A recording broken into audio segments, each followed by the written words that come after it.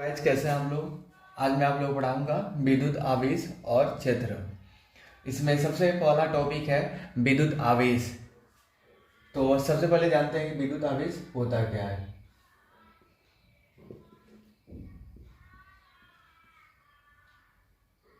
आवेश पदार्थ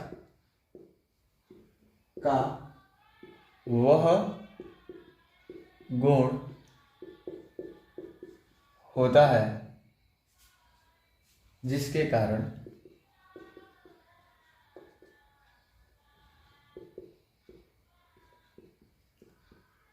विद्युत एवं चुंबकीय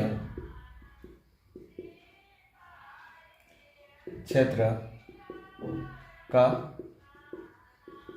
प्रभाव होता है। तो बच्चों, आवेश किसी पदार्थ का वह गुण होता है जिसके कारण विद्युत क्षेत्र या चुंबकीय क्षेत्र उत्पन्न होता है। मतलब क्या, यहाँ पे कोई Q प्लस Q आवेश है तो ये अपने आसपास दो चीज उत्पन्न करेगा, विद्युत क्षेत्र और चुंबकीय क्षेत्र। ये अपने आसपास दो प्रकार के क्षेत्र क्रिएट करने वाला है, एक विद्युत क्षेत्र और एक चुंबकीय क्षेत्र। तो ये इनमें दो चीज हो सकता है, विद्युत क्षेत्र और चुंबकीय क्षेत्र। आगे हम क्लास में इसके बारे में डिस्कस करेंगे, कैसे विद्युत क्षेत्र और कैसे चुंबकीय क्षेत्र उत्पन्न होता है। फिलहाल अभी जानते हैं आवेश किसी पदार्थ का वह गुण होता है जिसके कारण विद्युत क्षेत्र और चुंबकीय क्षेत्र उत्पन्न होता है। आवेश के बारे में और जान लेते हैं। आवेश दो प्रकार के होता है, जैसे कि हम लोग पता है। आवेश के प्रकार हम जानेंगे तो आवेश दो प्रकार के होता है। एक होता है धन आवेश और दूसरा ऋण आवेश। ठीक है बच्चों, आवेश दो प्रकार के होता है, एक होता है धन आवेश और एक ऋण आवेश। जैसे हम मान लेते हैं कोई एक बॉडी है, ठीक है, एक और ये दूसरा कोई बॉडी है और तीसरा एक और ये बॉडी है। तीन प्रकार के मैं बॉडी लिया और हमें पता है कि कोई भी पदार्थ जैसे हम लोग पढ़े हैं वो सब के सब परमाणुओं से मिलकर बना होता है। यानी कोई भी पदार्थ किससे मिलकर बना होता है? परमाणुओं से मिलकर बना होता है। और हमें पता है हर एक परमाणु में इलेक्ट्रॉन्स भी होता है, प्रोटॉन्स भी होता है और न्यूट्रॉन्स भी होता है। ये हमें पता है, इलेक्ट्रॉन पे नेगेटिव चार्ज, प्रोटॉन पे पॉजिटिव चार्ज और न्यूट्रॉन पे कोई भी चार्ज नहीं होता है। तो बच्चों यहाँ पे हम देखेंगे आवेश के दो प्रकार होता है, यानी हर एक बॉडी में यानी इलेक्ट्रॉन, प्रोटॉन और न्यूट्रॉन होगा।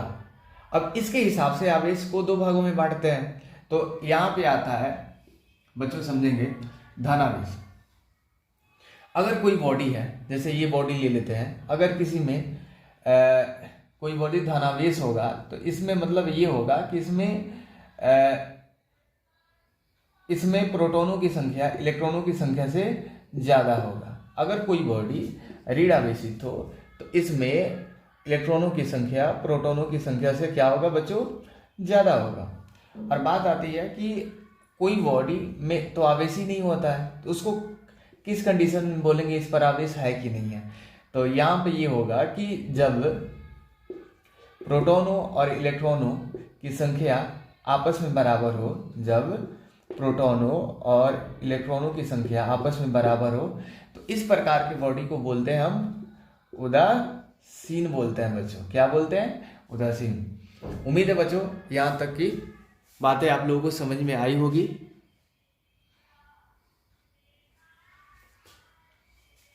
यहाँ पे हम देख सकते हैं धनावेश किसे बोलते हैं बच्चों? जिसमें प्रोटॉनों की संख्या इलेक्ट्रॉनों की संख्या से ज्यादा हो। ऋण आवेश किसे बोलते हैं? जिसमें इलेक्ट्रॉनों की संख्या प्रोटॉनों की संख्या से ज्यादा हो। उम्मीद है बच्चों इतनी बातें आप लोगों को समझ में आ गई होगी। अब चलते हैं हम नेक्स्ट टॉपिक में। तो हमारा दूसरा टॉपिक है बच्चों आज का, आवेश के गुण। तो आवेश के क्या क्या गुण होते हैं इसको हम बोल सकते हैं प्रॉपर्टीज ऑफ चार्ज। अभी हम जानने की कोशिश करेंगे। तो बच्चों आवेश के कई सारे गुण होते हैं। अभी हम जान चुके हैं कि आवेश जो होता है दो प्रकार का होता है। कितने प्रकार का? दो प्रकार का। एक होता है धनावेश और दूसरा ऋणावेश। अब इसके हिसाब से हम आवेश के ये पढ़ेंगे। अगर मान लीजिए पहला प्रॉपर्टी है इसका, देखते हैं हम। अगर किसी बॉडी पे प्लस चार्ज हो और दूसरे बॉडी पर भी अगर प्लस चार्ज हो तो ऐसा होता है कि ये दोनों एक दूसरे से विकर्षण की क्रिया करते हैं। क्या करते हैं बच्चों? अगर किसी बॉडी पे प्लस चार्ज हो और दूसरे भी बॉडी पर प्लस चार्ज हो तो इनमें एक प्रकार का विकर्षण होता है, यानी ये दोनों जो बॉडी एक दूसरे से दूर भागते हैं। जैसे अगर माइनस चार्ज हो या माइनस चार्ज हो तो ये भी एक दूसरे से दूर भागेंगे, यानी इसमें क्या होगा? एक प्रकार के विकर्षण की क्रिया होती है। क्या होती है बच्चों? विकर्षण, जिसको हम रिपल्सन भी कहते हैं।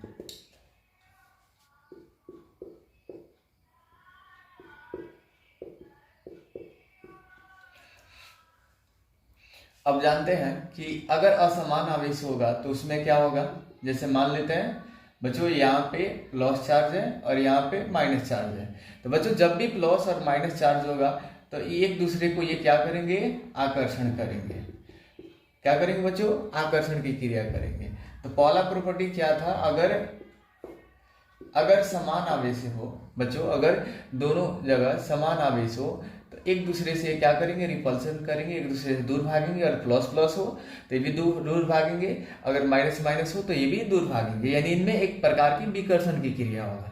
अगर दोनों में असमान आवेश हो, मतलब ये है अगर किसी एक के पास प्लस चार्ज हो दूसरे के पास माइनस चार्ज हो तो उनमें आकर्षण की क्रिया होगा। वो एक दूसरे को क्या करेंगे बच्चों? अट्रैक्ट करेंगे। उम्मीद है इतनी बात समझ में आई होगी। दूसरा प्रॉपर्टी देखते हैं बच्चों। प्रॉपर्टी नंबर 2 देखते हैं, आवेश का गुण। पहला समझ गए, समान आवेश, समान आवेशों में विकर्षण की क्रिया होती है और असमान आवेशों में आकर्षण की क्रिया होती है। तो उम्मीद है इतनी बातें समझ में आई होगी। दूसरी प्रॉपर्टी हम देखते हैं, आवेश का संरक्षण।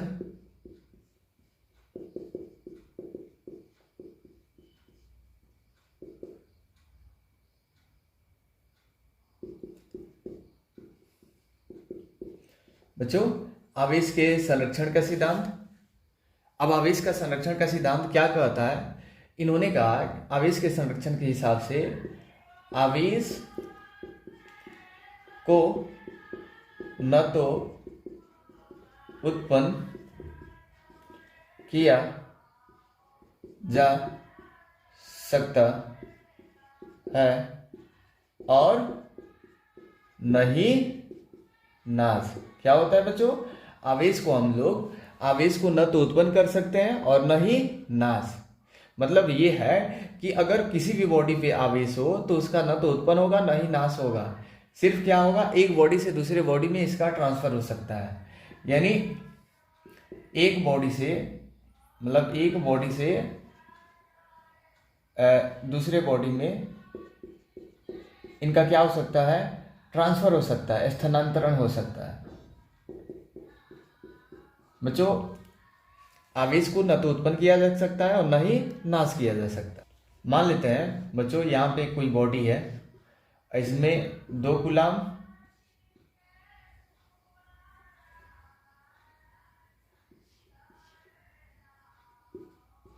इसमें 3 कूलाम, 2 कूलाम और -2 कूलाम का कोई आवेश है। मतलब क्या?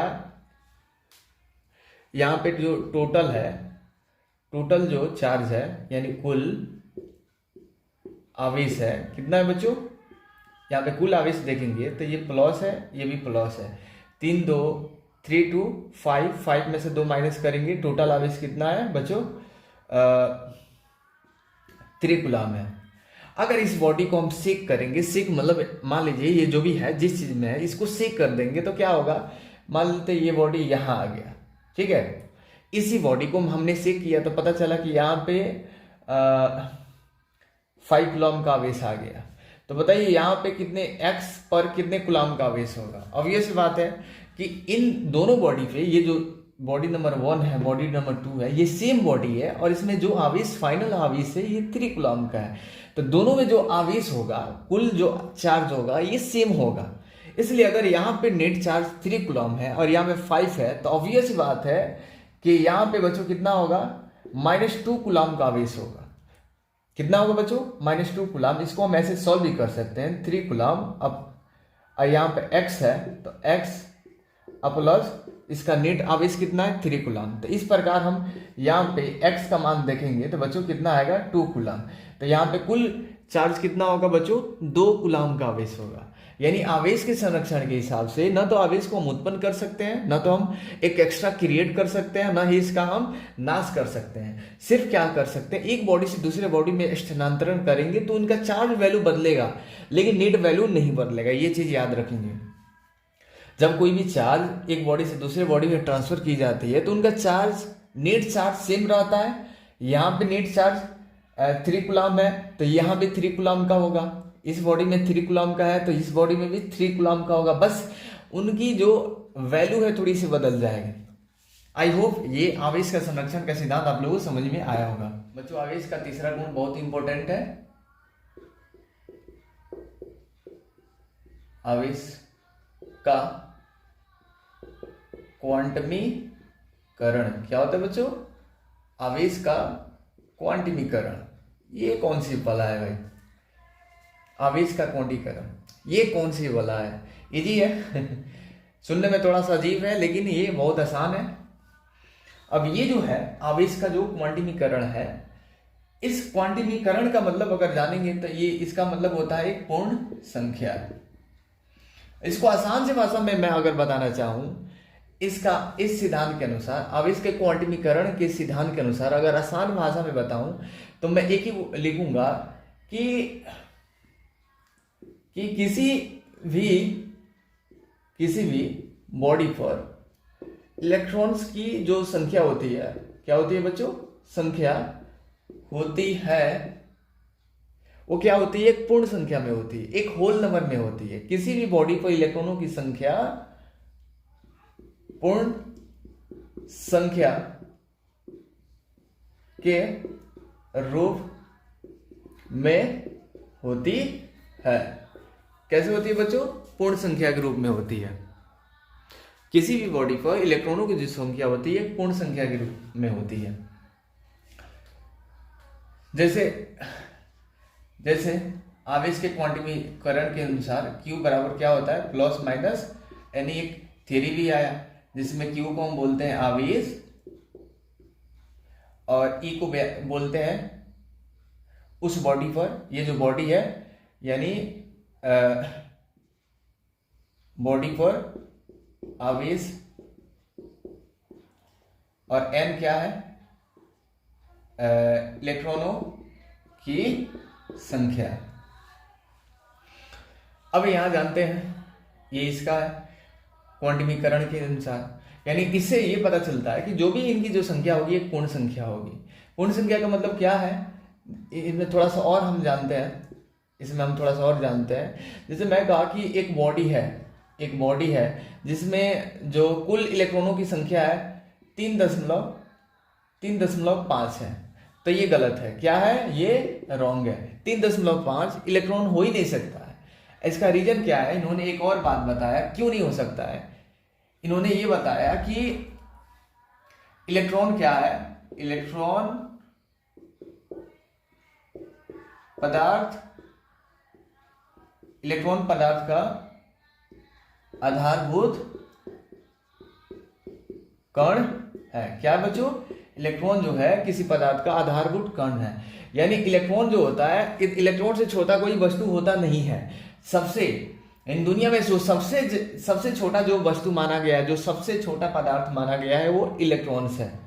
तो इसलिए अगर उसको भी अगर उसमें से हम इलेक्ट्रॉन से कोई है, इलेक्ट्रॉन मान लेते ही है, इसमें से भी हम ब्रेक तोड़ना चाहे, ये मान लेते हैं ये 3 इलेक्ट्रॉन है, 1 2 3, और ये चौथे इलेक्ट्रॉन में से हम आधा तोड़ना चाहे तभी नहीं होगा। ये 3 इलेक्ट्रॉन इसमें से आधा तोड़ेंगे तब 3.5 होगा, लेकिन ये नेक्स्ट टू इम्पॉसिबल है, क्योंकि ये इलेक्ट्रॉन ही सबसे छोटा कण होता है और सबसे हल्का भी कण माना जाता है। तो उम्मीद है बच्चों इसका मीनिंग समझ में आया होगा कि क्वांटाइजेशन का मतलब क्या होता है। क्वांटाइजेशन का मतलब यही होता है कि किसी भी बॉडी पे इलेक्ट्रॉनों की संख्या एक पूर्ण संख्या के रूप में होती है, जिसका फॉर्मूला होता है Q बराबर plus minus N E. Q को हम बोलते हैं आवेश, N को बोलते हैं इलेक्ट्रॉनों की संख्या और E होता है बॉडी पर आवेश। और इस बात से क्या समझ में आता है कि इलेक्ट्रॉन पदार्थ का आधारभूत कण है या होता है, यानी इनसे छोटा कोई कण नहीं होता है। हम कहेंगे कि किसी बॉडी पे 7.5 इलेक्ट्रॉन है तो ये गलत है। समझ में आ रहा है बच्चों? उम्मीद है ये चीज समझ में आई होगी। इस पर एक न्यूमेरिकल भी हम कर लेते हैं। चलिए बच्चों एक न्यूमेरिकल करते हैं। मान लेते हैं हमारे पास कोई एक बॉडी है। क्या है? कोई एक हमारे पास बॉडी है और इस पर जो चार्ज है 1 कूलम का आवेश है। इस पर कुल चार्ज कितना? 1 कूलम आवेश है। तो हम पता करते हैं कि इस बॉडी में कि नंबर ऑफ इलेक्ट्रॉन्स कितना है, यानी इलेक्ट्रॉनों की कुल संख्या कितना होगा। यानी 1 कूलम आवेश किसी भी बॉडी पर होगा तो उसमें कुल इलेक्ट्रॉनों की संख्या कितना हो सकता है। चलिए इसको हम जानने की कोशिश करते हैं। तो देखते हैं बच्चों, यानी सवाल हमारा क्या है कि 1 कूलम आवेश में इलेक्ट्रॉनों की संख्या की गणना करें। सवाल हमारा ये है। तो देखते हैं हमारे पास अभी सूत्र क्या आया था, Q बराबर प्लस माइनस एन ई। क्या होता है प्लस माइनस एन ई? तो इसमें क्या बताया था? Q आवेश है, N क्या है? इलेक्ट्रॉनों की संख्या है। जहां क्या बताया था याद होगा, जहां Q क्या है? आवेश है और N क्या है? इलेक्ट्रॉनों की संख्या है, इलेक्ट्रॉनों की संख्या है। और E क्या है? E पर चार्ज 1.6 इंटू 10⁻⁻19 कूलम, यानी एक इलेक्ट्रॉन पे जो आवेश होता है इतना होता है। तो चलिए पता करते हैं हम लोग। यानी हम देखें यहाँ पे तो हमारा Q का वैल्यू कितना दिया है? 1 कूलम आवेश। इसमें गिवन वाली वैल्यू क्या है थोड़ा देख लेते हैं हम लोग। बच्चों गिवन वैल्यू क्या है, यानी जो दिया गया है Q का मान दिया है 1 कूलम आवेश दिया है और E का मान हमें पता है 1.6 इंटू 10⁻⁻19 कूलम होता है। यहाँ हम देख सकते हैं। तो फॉर्मूला यूज करते हैं Q बराबर प्लस माइनस, यानी यहाँ प्लस माइनस हटा देते हैं। अब प्लस माइनस ये सिर्फ यही बताता है कि अगर उस पर चार्ज की मात्रा बताता है कि अगर प्लस होगा तो पॉजिटिव चार्ज वो बॉडी होगा और माइनस होगा तो नेगेटिव चार्ज होगा, और इसका कोई ज्यादा इंपॉर्टेंस इसमें नहीं है। तो इसमें हमें क्या ज्ञात करना है? N ज्ञात करना है, यानी इलेक्ट्रॉनों की संख्या। अभी बताए N क्या है? इलेक्ट्रॉनों की संख्या, हमें वही ज्ञात करना है N। तो Q बराबर क्या होगा बच्चों? Q बटे N बराबर Q बटे E। वैल्यू हम पुट करते हैं। Q का मान 1 कूलम और E का मान 1.6 इंटू 10⁻⁻19 कूलम होता है। कूलम से कूलम बच्चों कट जाएगा, यहाँ पे देख सकते हैं आप। अब यहाँ पे देखिए, अब हम क्या करेंगे 1/1.6, अगर हम इसको हम ऊपर लेकर जाएंगे तो क्या होगा? 10⁻18 हो जाएगा, प्लस 19 हो जाएगा। तब यहां देखेंगे बच्चों, अगर यहां से ये दशमलव हटाएंगे तो ऊपर क्या लगेगा? 10 चला जाएगा। और यहां से एक और दशमलव बच्चों, अगर हम यहां से एक और जीरो यहां लाएंगे तो यहाँ 100 हो जाएगा और यहाँ सिर्फ 18 बच जाएगा। और यानी 19 जीरो था, यानी एक जीरो इधर ला दिए तो ये 100 हो गया, यहाँ पे 18 बच गया। अब 16 को इसमें भाग देंगे बच्चों तो कितना होगा? 6.25 और ये कितना बचेगा? 10⁻18 यानी इलेक्ट्रॉन। यानी N का मान बच्चों कितना आएगा? 6.25 इंटू 10⁻18 इलेक्ट्रॉन होगा। यानी एक, जैसे मान लेते हैं ये कोई बॉडी है, इसमें 1 कूलम का आवेश बह रहा हो, तो इसमें इलेक्ट्रॉनों की संख्या कितना बहेगा? इतना बहेगा बच्चों। कितना बहेगा? 6.25 इंटू 10⁻18 इलेक्ट्रॉन बहेगा। आई होप कितनी बातें आप लोगों को समझ में आ गई होंगी।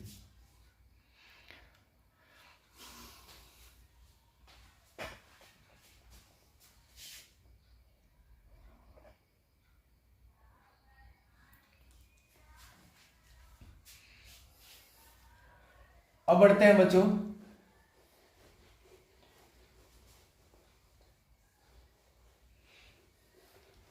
थोड़ा सा बच्चों मैं यूनिट बता दे रहा हूं, आवेश का मात्रक बता दे रहा हूं, आवेश का मात्रक। तो बच्चों आवेश का मात्रक क्या होता है, जैसे एक और फॉर्मूला आप जाएंगे तो आगे पढ़ेंगे, Q बराबर होता है, यानी आवेश बराबर होता है धारा गुणे समय।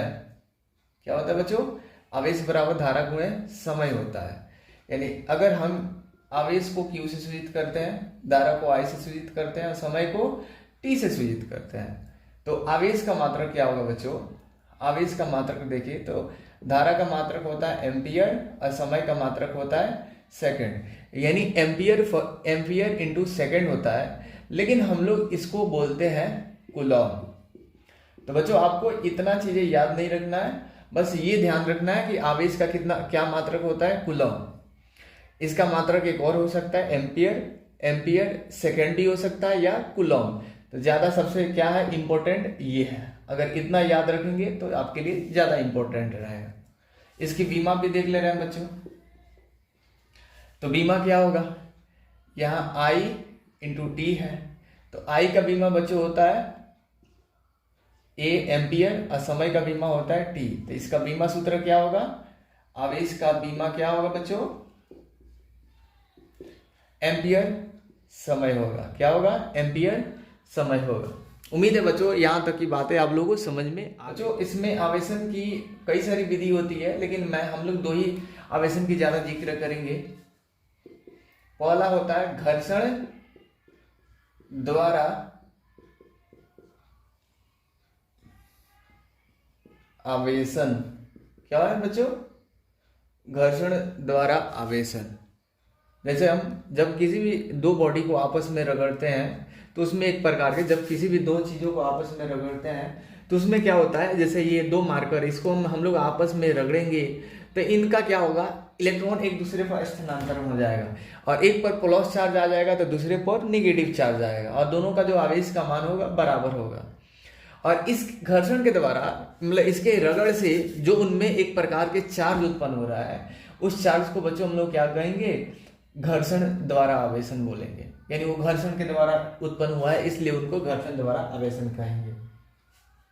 लिख सकते हैं इसका परिभाषा, दो वस्तुओं के आपस में रगड़ से उनके मध्य उत्पन्न आवेश को घर्षण द्वारा आवेशन कहते हैं। यानी जब दो वस्तुओं को आपस में रगड़ा जाता है, दो वस्तुओं को जब आपस में रगड़ा जाता है तो उनमें जो चार्ज उत्पन्न होता है, उनमें जो आवेश उत्पन्न होता है, उन्हें हम घर्षण द्वारा आवेशन कहते हैं।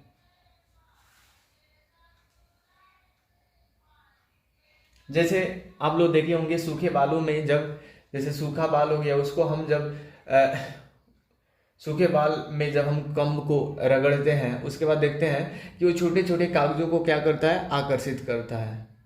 जब ये बच्चों आप लोग एक्सपेरिमेंट किए होंगे घर पर, कि या नहीं किए होंगे तो करके देखना कि जब सूखे बालों में कम को रगड़ करके छोटे छोटे कागजों पर सटाया जाता है, यानी उसको छुआ जाता है, तो उसमें ये कम क्या करता है, उस छोटे छोटे कागज को आकर्षित करने लगता है।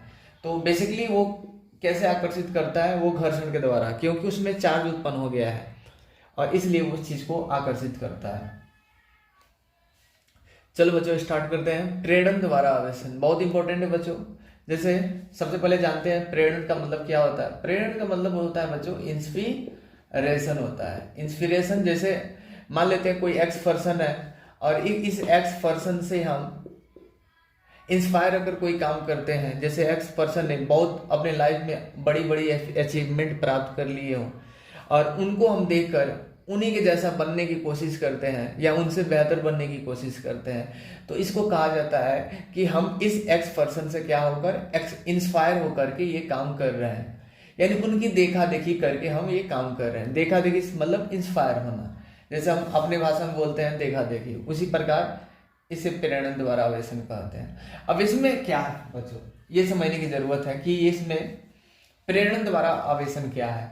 यानी मान लेते हैं कोई ये कोई बॉडी है, बॉडी नंबर 1 है, इस पर कोई भी आवेश नहीं है। कोई भी आवेश नहीं होने का मतलब क्या है, इसमें नंबर ऑफ इलेक्ट्रॉन और नंबर ऑफ प्रोटॉन, यानी जितना धनावेशित वस्तु है उतना ही इस पर ऋण आवेशित वस्तु है।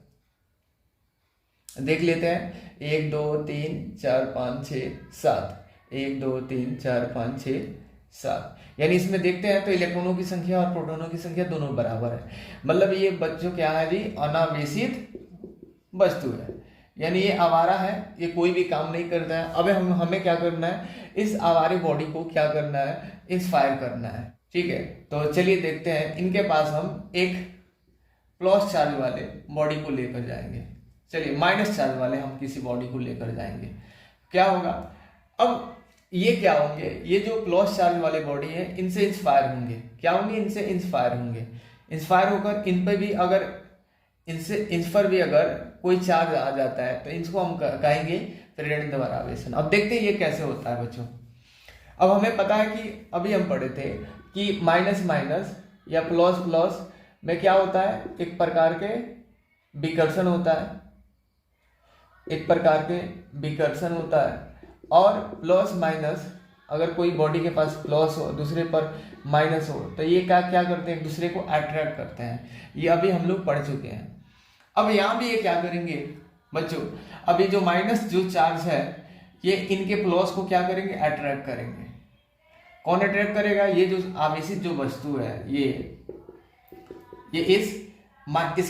इसके प्लस वाले चार्ज को ये क्या करेंगे, अट्रैक्ट करेंगे।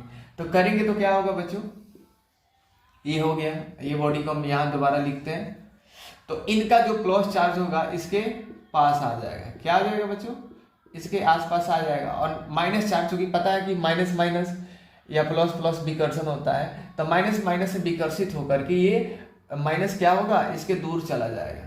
ठीक है, उम्मीद है इतनी बातें समझ में आ गया होगा। क्योंकि इस पर कौन सा चार्ज है, माइनस चार्ज है, तो माइनस प्लस में अट्रैक्शन होता है, इसलिए प्लस इसके करीब आ जाएगा और माइनस इसे दूर भाग गया। अब हम क्या करेंगे, इस बॉडी को एक हम किसी अर्थ से जोड़ देंगे। तो पता है अर्थ तो भंडार है, ठीक है, किसी भी इलेक्ट्रॉन को खींचने के लिए। तो यहाँ पर क्या करेगा, ये इलेक्ट्रॉन को यहाँ से यानी माइनस चार्ज को यहाँ से ये खींच करके इसके अंदर कर लेगा। ठीक है, ये जो अर्थ होगा इस माइनस चार्ज को यहाँ से खींच के अलग कर देगा। तो फाइनली इसके पास क्या बचेगा, कुछ प्लस चार्ज बच जाएंगे। और इस प्रकार ये जो बॉडी होगा, ये जो बॉडी था जिनके पास कोई आवेश नहीं था, अनावेशित था, अब इसके पास आवेश हो गया। अब इसके पास क्या हो गया बच्चों, आवेश आ गया और ये वस्तु आवेशित हो गया। उम्मीद है इतनी बातें समझ में आ गई होगी। चलो बच्चों, मैं परिभाषा लिख दिया हूँ। इस चीज को अभी जो समझाया उसी से समझा दे रहा हूँ। सबसे पहले क्या था बच्चों कि कोई एक आवेशित वस्तु था। अब इस आवेशित वस्तु के पास देखिए बच्चों, जब एक अनावेशित वस्तु द्वारा किसी अनावेशित वस्तु के समीप लाने पर, जब किसी आवेशित वस्तु के द्वारा किसी अनावेशित वस्तु के समीप लाए तो अनावेशित वस्तु के पास वाली सतह पर